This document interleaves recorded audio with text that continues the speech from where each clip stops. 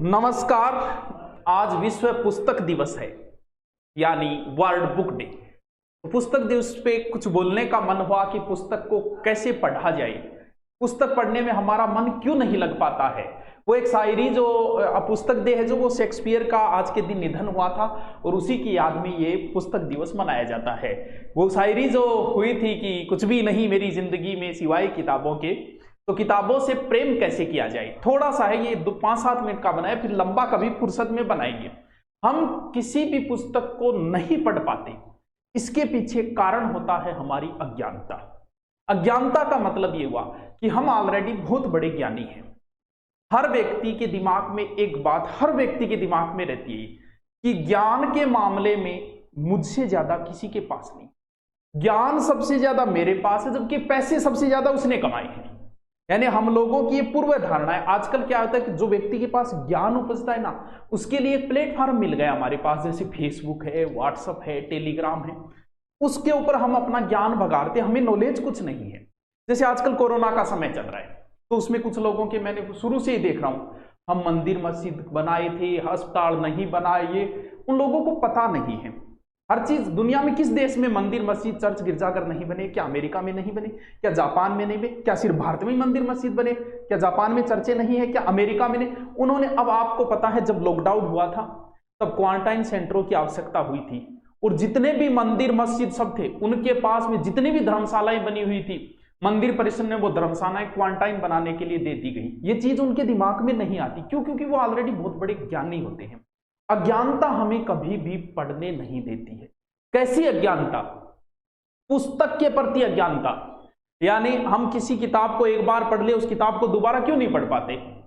बस वही हमारी अज्ञानता है, वो है हमारी पूर्व धारणा। हमने दिमाग में पहले ही बना लिया कि इस पुस्तक को तो मैंने पढ़ लिया, ये पुस्तक तो मुझे पूरी आती है। ये पूर्व धारणा आपको पढ़ने नहीं देती। क्या पूरी पढ़ ली? क्या उसमें ऐसी एक भी चीज नहीं है जो तुम्हारे पढ़ने लायक हो? या फिर पहले ही बना लेते हैं इस किताब में गलतियां ज्यादा है, ये किताब झूठी है, इसमें शॉर्ट नोट्स है, बड़ा डिटेल नहीं है। ऐसी कई बार क्या होता है, अध्यापक जब हम पढ़ाते हैं तो कई बार पुराना स्टूडेंट बैठ जाता है क्लास में और दिमाग ठनक जाता है पूरा का पूरा। क्यों? क्योंकि वो सिर्फ बैठा है, देख रहा है, सुन नहीं रहा है।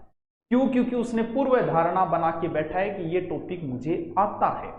अब सिर्फ वो बैठा है, बीच में अगर कुछ पूछ ले तो उसका ध्यान किधर और ही रहता है। पूर्व धारणा हमें पुस्तक नहीं पढ़ने देती। कि कौन सी पूर्व धारणा? कि मुझे सब कुछ आता है, इस किताब से ज्यादा मुझे आता है। इसलिए दिमाग हमेशा खाली रखो, खाली दिमाग के अंदर ही कुछ आएगा, भरे गिलास को और नहीं भरा जा सकता पार्थ। इसलिए दिमाग, क्योंकि खाली जगह में ही कुछ आएगा। दिल में कोई जगह है तो ही तो कोई आके बैठेगा, तभी तो पूछा जाता है। पूछते नहीं क्या है क्या कोई? बोल कौन नहीं तो मुझे जगह दे। क्यों? क्योंकि अगर खाली जगह, तो दिमाग को खाली रखो कि मुझे कुछ नहीं आता, इस पुस्तक में बहुत ज्ञान है, इस पुस्तक को मैं पढ़ूंगा। नेक्स्ट, अगर कुछ टॉपिक की बात करें कि पढ़ना तो आसान नहीं है। अगर इतना आसान होता तो हर कोई पढ़ लेता यार। दुनिया के कितने प्रतिशत लोग पढ़ते हैं? कुछ लोग जरूरत से पढ़ते हैं। तुम इसलिए पढ़ रहे हो आज मेवाड़ मारवाड़ का इतिहास कि तुम्हें नौकरी लगना है। अगर नहीं लगना होता तो तुम कभी नहीं पढ़ते इनके बारे में। आज तुम रामायण महाभारत इसलिए नहीं पढ़ रहे कि आपके सिलेबस में नहीं, अगर लगा दी जाती तो तुम पढ़ते, मजबूरी में पढ़ते हैं। 2% ऐसे लोग होते हैं। यानी आपसे मैं कहूं क्यों पढ़ रहे हो, तो आपका जवाब होगा कि ज्ञान बढ़ाने के लिए। ऐसा जवाब नहीं, हमारी जरूरत है, हमें नौकरी लगना है इसलिए पढ़ रहे हैं। तो पढ़ना कहीं आसान तो है नहीं, तो फिर मन लगाएं तो फिर किताबों में मन कैसे लगाएं? बात यही तो है। बात यहां मन लगाएं तो किताबों, ये मन जो है ना वो है तो हमारे वश में ही, लेकिन ये कई बार हमें बस में कर लेता। हमारे शरीर के सभी अंग जो है वो हमारे कहने पे काम करते, हाथ पांव आंखें जो भी है, लेकिन ये मन ऐसा है कि जो कई बार हमसे आगे निकल जाता है और ये हमें अपने बस में। मन एक ऐसे, अब आपकी बात यहां देखो, मन व मस्तिष्क, ये बड़ा विवाद है कि मन और मस्तिष्क एक ही है कि दो के है। किसी डॉक्टर से कहोगे तो डॉक्टर कहेगा भैया मन नाम की कोई चीज नहीं है। आप मस्तिष्क कहोगे तो मैं तेरा अभी निकाल के दे दूंगा और तेरा हाथ में पकड़ा दूंगा, ये ले मस्तिष्क। लेकिन मन के बारे में मुझे नहीं पता। कुछ विद्वान मन और मस्तिष्क को एक ही मानते हैं, लेकिन हम चर्चा करें कि क्या मन और मस्तिष्क एक ही है क्या? पहले इसकी व्याख्या तो करें। देखो, मार्केट में गए, किसी पुस्तक को आपने देखा, किसी किताब को आपने देखा, देखते ही दिमाग में आया कि ये तो उस लेखक की है। ये बात दिमाग में आई, ये बात आपके दिमाग में आई है, ये पुस्तक। अब आपके मन में कौन सी बात आएगी कि इस पुस्तक को मैं खरीद लूं, शायद मैं नौकरी लग जाऊंगा। ये बात आपके दिमाग में नहीं आई है, ये बात आपके मन में आई है। फिर आई कि इस पुस्तक का लेखक वो है जो वहां पर पढ़ाता है। ये बात आपके मन में नहीं आई है, ये बात आपके दिमाग में आई। मन और दिमाग दोनों अलग चीजें हैं। वैसे मन का कोई अस्तित्व नहीं है शरीर के अंदर, भी फेफड़ा निकाल के दे सकते हैं, DIL निकाल के दे सकते हैं, मस्तिष्क निकाल के दे सकते हैं, लेकिन मन निकाल के नहीं दे सकते। लेकिन फिर भी कहीं ना कहीं ये दोनों चीजें हैं तो अलग अलग। मन हमेशा ये चाहता है कि इजी काम किए जाए। आपको मन उस काम की ओर ले जाएगा जो काम करने में आसान है, क्षणिक सुख की ओर ले जाएगा। कैसे सर? क्षणिक सुख का मतलब जैसे आप बाजार में जाओ, एक तरफ समोसे की दुकान है और एक तरफ फल फ्रूट की है, तो आपका मन कहेगा भैया समोसा खा ले, क्षणिक सुख दे रहा है। जबकि भविष्य का सुख तो है कि भी समोसे वगैरह खराब करते हैं शरीर के लिए। सुबह 4 बजे उठो, आपका मन कहेगा रहने दे यार, किसी उठे पड़े हो रहे नहीं। क्यों? क्योंकि क्षणिक सुख को कह रहा है, मस्तिष्क नहीं कहेगा ये बात आपका मन कह रहा है। क्यों? क्योंकि मन जो है वो अच्छे कार्य की ओर ले जाता है, क्षणिक सुख की ओर ले जाता है। अच्छे कार्य नहीं, क्षणिक सुख। उस समय किस चीज में आनंद प्राप्त हो रहा है? सोने में आनंद प्राप्त हो रहा है, तो मन कहेगा सो, मस्तिष्क कहेगा अरे पढ़ ले। मन और मस्तिष्क जो है उसको परिभाषित अगर हम करें तो दोनों बहुत अलग अलग चीजें हैं। लेकिन साइकोलॉजी में हो सकता है एक चीज मान ली गई हो, विज्ञान के अंदर मन का वैसे कोई अस्तित्व नहीं है।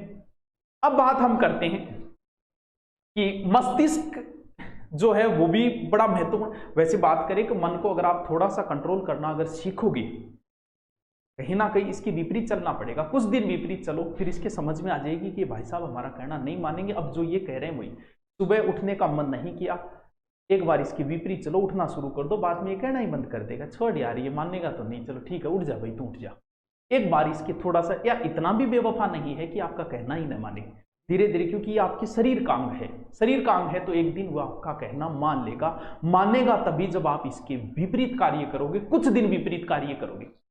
अब मस्तिष्क जो है, मन और मस्तिष्क बता दिया। मस्तिष्क से प्रभावित होती है हमारी आंखें। कैसे? जैसे मैं एक लाइन पढ़ता हूं कि क्या लॉकडाउन खोल देना चाहिए। आप में बहुत सारों ने यही लाइन पढ़ी है। क्यों पढ़ी है? क्योंकि हमारे मस्तिष्क ने इसे लखनऊ शब्द को लॉकडाउन ही समझ लिया। हमारे मस्तिष्क ने आंखों को आदेश पहले ही दे दिया। यहां पर हमारी आंखें जो है वो मस्तिष्क से प्रभावित हो गई। क्यों? क्योंकि हमारे मस्तिष्क में बात लॉकडाउन थी तो आंखों ने वही बात पढ़ दी, जबकि लिखा यहां है कि क्या लखनऊ को खोल देना चाहिए। मस्तिष्क प्रभावित है, मन से प्रभावित है हमारा मस्तिष्क। मन जैसा कहेगा मस्तिष्क वैसा मानेगा। इसलिए किताब की पूर्व धारणा मत बनाओ कि इस किताब से कोई क्वेश्चन नहीं आएगा, इस किताब में इंपॉर्टेंट फैक्ट नहीं है, ये किताब किसी काम की नहीं है, इस किताब का लेखक अच्छा नहीं है, ये किताब मुझे याद है। ये बात अगर आपने मस्तिष्क को बोल दी तो मस्तिष्क उसी अनुसार कार्य करने लग जाए। इसलिए मस्तिष्क को जो आदेश देता है वो मन देता है। इसलिए मन में अच्छे विचार लाओ। तो किसी व्यक्ति के प्रति आप धारणा बनाते हो कि ये व्यक्ति अच्छा है कि बुरा है, वो धारणा आपके मन में बनी है। मन ने आपके मस्तिष्क को आदेश दे दिया कि व्यक्ति ऐसा ही है, और जब वो व्यक्ति आपके कभी सामने आएगा तो आपने तो धारणा पहले ही बना रखी है, वो तो उस हिसाब से ढंग से आप राम रमी नहीं कर पाओगे। कुछ लोग देख के भी अनदेखा कर देते हैं। क्यों? क्योंकि वो मस्तिष्क में आपके प्रति धारणा ही ऐसी बना चुके हैं। आपके मन ने वो मस्तिष्क को कह दिया और मस्तिष्क ने वो धारणा बना ली। अब चलिए, मन और मस्तिष्क की चर्चा हुई। मन मस्तिष्क को प्रभावित करता है, ये बात मैं बता चुका हूं। मन को अच्छे आदेश दो, मस्तिष्क को ऑटोमेटिक अच्छे आदेश मिले। इसलिए किताब के प्रति ये बनाओ कि मुझे किताब नहीं याद है, मुझे इससे कुछ सीखना है, मुझे इससे पढ़ना है। मैंने पढ़ी हुई है फिर भी मुझे कुछ ना कुछ नया मिलेगा, मुझे फिर पढ़ना है, मुझे नहीं याद है ये किताब। ऐसे आदेश अपने मस्तिष्क को दो तो मस्तिष्क उन्हीं आदेशों का पालन करेगा। अब बात आती है लास्ट, मनोरंजन और विराम कितना जरूरी है पढ़ाई के लिए। पहली बात तो ये कि मनोरंजन और विराम दोनों अलग अलग चीजें। मनोरंजन का अर्थ यह हुआ कि मन का रंजन, यानी कुछ समय के लिए हम हमारे स्कूल के अंदर 40 से 45 मिनट ही सेट किए होते हैं। क्यों होते हैं? उसके बाद हर 5-10 मिनट का गैप आता है फिर क्लास। क्यों? क्योंकि 40-45 मिनट के बाद हमारे मस्तिष्क को थोड़ी सी मनोरंजन की आवश्यकता होती है। अगर आप वयस्क हो तो 1 या 1.5 घंटे बाद आवश्यकता होती है। मनोरंजन का मतलब, बहुत सारे बच्चे हैं जो माँ बापों की यह धारणा होती है कि बच्चा अगर खेलेगा तो फिर पढ़ाई में पिछड़ जाएगा। ऐसा नहीं। हाँ, हो सकता है वो नहीं खेलेगा, सिर्फ पढ़ाई करेगा, पढ़ाई में वो आगे जा सकता है, व्यवहारिक ज्ञान में वो नहीं जा पाएगा। इसीलिए जो बीच की कैटेगरी के लड़के ज्यादा सफल होते हैं, ज्यादा पढ़ाकू बच्चे सफल जरूर हो जाएंगे, नौकरी लग सकते हैं, लेकिन उन्हें कभी व्यवहारिक ज्ञान नहीं हो पाता। क्यों? क्योंकि वो जो है वो मनोरंजन से दूर हो जाते हैं, खेल कूद से दूर हो जाते हैं। इसलिए तो मनोरंजन ज्यादा जरूरी ये नहीं है 5-5 घंटे मनोरंजन ही लगे खेल के, खेल जरूरी होता है 1 या 1.5 घंटे किसी बच्चे के लिए। आवेश को तो इसकी भी इतनी आवश्यकता नहीं है। अब बात आती है विराम देना। मनोरंजन में गीत आ सकते हैं, डायलॉग आ सकते हैं, कॉमेडी आ सकती है और कोई अच्छी शायरी आ सकती है, मनोरंजन है। अब बात आती है विराम। मनोरंजन के अंदर भी दिमाग काम करता है। दिमाग भी हमारे शरीर का एक अंग है। शरीर के हर अंग को विश्राम की आवश्यकता होती है। भाई हाथ काम कर रहे हैं तो उसे भी विश्राम की आवश्यकता है। तो हमारा मनोरंजन के अंदर आपका मस्तिष्क अब भी काम कर रहा है। अगर आप खेल खेल रहे हो क्या आपका दिमाग काम नहीं कर रहा? सर काम तो कर रहा है। तो फिर इस दिमाग को भी तो रेस्ट की आवश्यकता होती है। तो सर हम सोते हैं ना, कोई जरूरी नहीं है कि सो रहे हो तब आपका दिमाग काम नहीं कर रहा। सोते समय सपने जो आते हैं ना उस समय दिमाग काम करता है हमारा, वो एक अलग चीज है। लेकिन अब विराम कैसे दें? जागते मस्तिष्क को विराम देना, यानी जागते मस्तिष्क को रेस्ट देना होता है विराम। सर जागते मस्तिष्क को कैसे देंगे? कुछ नहीं सोचना, कुछ नहीं सोचना ही मस्तिष्क को विराम देना है। मनोरंजन अलग चीज है, मस्तिष्क को विराम देना अलग चीज है। कुछ न सोचना ही मस्तिष्क को विराम देना है। कैसे? जैसे मान लो आप खोए हुए हो। कई बार हम खो जाते हैं, हमें यह भी नहीं पता होता कौन देख रहा है। आज हमने उन्हें जी भर के देखा, न जाने वो किन ख्यालों में खोए थे। मान लो आप एक टकटकी लगा के देख रहे हो, कुछ नहीं सोच रहे, ये मस्तिष्क को विराम है।